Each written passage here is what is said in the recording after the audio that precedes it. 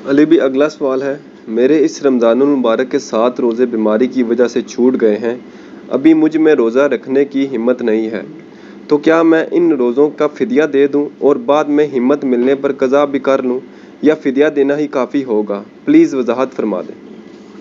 دیکھیں جی، روزے قضا ہی آپ نے کرنے ہوں گے، یہ فدیے والے چکر میں نہ پڑے۔ قرآن پاک میں سورۃ البقرہ کی آیت نمبر 183، 4، 5 آنورڈ پورے رمضان کے مسائل، اور رمضان کو یہ فضیلت حاصل ہے، قرآن میں حج، زکوٰۃ، نماز کے احکامات بکھرے ہوئے ہیں پورے قرآن میں، لیکن رمضان شریف ایک ہی رکوع میں کور ہوا ہے 6 آیات کے اندر، 183 آنورڈ۔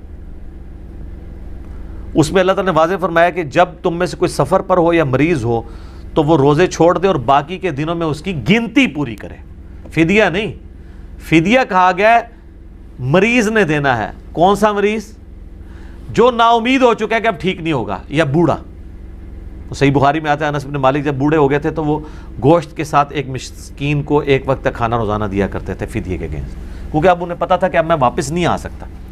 شوگر کا مریض ہے، اس کو اب پتہ ہے میں دوبارہ ٹھیک نہیں ہو سکتا، تو وہ فدیے دے گا۔ لیکن جو ٹھیک ہو سکتا ہے وہ ٹھیک ہونے کا انتظار کرے، بے شک وہ گرمیوں میں روزے اس کے چھوٹیں، جا کے سردیوں میں قضا دے۔ اگلے رمضان سے پہلے زکوٰۃ آپ نے دینی ہے، یہ ذہن میں رکھیں۔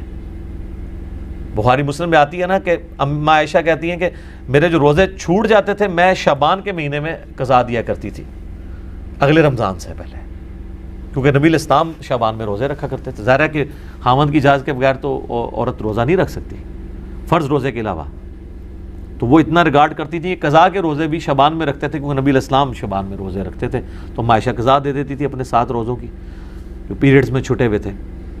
البتہ اگر 1 سال گزر گیا، اگلا رمضان آ گیا، تو اس میں قرآن و حدیث خاموش ہے۔ حضرت ابو ہریرہ کا فتویٰ ہے سنن کبریٰ البیہقی کے اندر، مصنف عبدالرزاق اور کتابوں میں آپ کو جو اصحاب کے اوپر حدیثیں، جو اقوال ان کے جمع کیے گئے ہیں، مصنف ابن ابی شیبہ میں، وہ فرماتے ہیں کہ اگر اگلا رمضان شروع ہو گیا تو اب تم نے روزہ بھی رکھنا ہے اور 1 روزے کے بدلے 1 فدیہ بھی دینا ہے، کیونکہ تم نے بہت زیادہ ڈیلے کر دیا ہے۔ تو 7 روزے ان کے چھوٹے ہیں، اگلے رمضان سے پہلے جب مرضی قضا دے دیں۔ اس میں ان کو کوئی دوست نہیں لگا سکتا، ہو سکتا ہے ماری جائیں، یہ بھی کئی لوگ ہیں نا بیٹھے ہوتے ہیں، وہ اللہ نے چھوٹ دی ہوئی ہے تو آپ کریں، یہ آپ سردیوں میں اس کو شفٹ کر لیں۔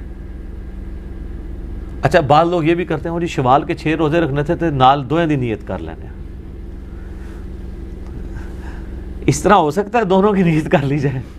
یہ تو اسی طریقے سے آپ کے سامنے ناشتہ رکھا جائے اور آپ کی وائف آپ کو کہ اس کے ساتھ آپ دوپہر کے کھانے کی بھی نیت کر لیں اور راتی کھانا لگے گا، آپ کہیں گے یار اس طرح کس طرح ہو سکتا ہے؟ اسی طریقے سے فرض روزہ آپ کا چھوٹا ہوا شوال کے 6 روزے الگ سے رکھنے ہیں، اس کی فضیلت الگ سے ہے، وہ آپ کو شوال کے 6 روزوں سے ہی ملے گی، اور رمضان کے چھوٹے ہوئے روزوں کی آپ نے لگنا ہے، علیحدہ سے رکھنا ہے۔ ابو داؤد، ترمذی، نسائی، ابن ماجہ میں حدیث ہے کہ نبی علیہ السلام نے حاملہ عورت کو، دودھ پلانے والی عورت کو بھی روزوں میں جو تاخیر کی رخصت دی ہے کہ وہ بعد میں رکھ سکتی ہیں۔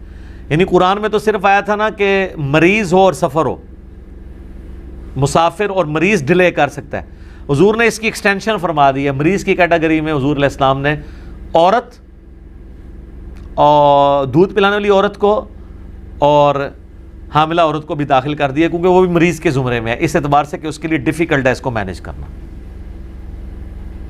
اب اس میں بعض لوگ سوال کرتے ہیں کہ ایک عورت پریگننٹ ہوئی، پھر اس کا بچہ ہوا، تو قرآن میں ہے 2 سال تک دودھ پلاؤ، 2 سال اس نے دودھ پلایا، پھر وہ پریگننٹ ہو گئی، پھر 1 سال گزر گیا، پھر 2 سال دودھ پلایا، 3 بچے اوپر تلے ہوئے، وہ تو 9-10 سال تک تو اس کے روزے ہی قضا ہوں گے۔ اب وہ کیا کرے؟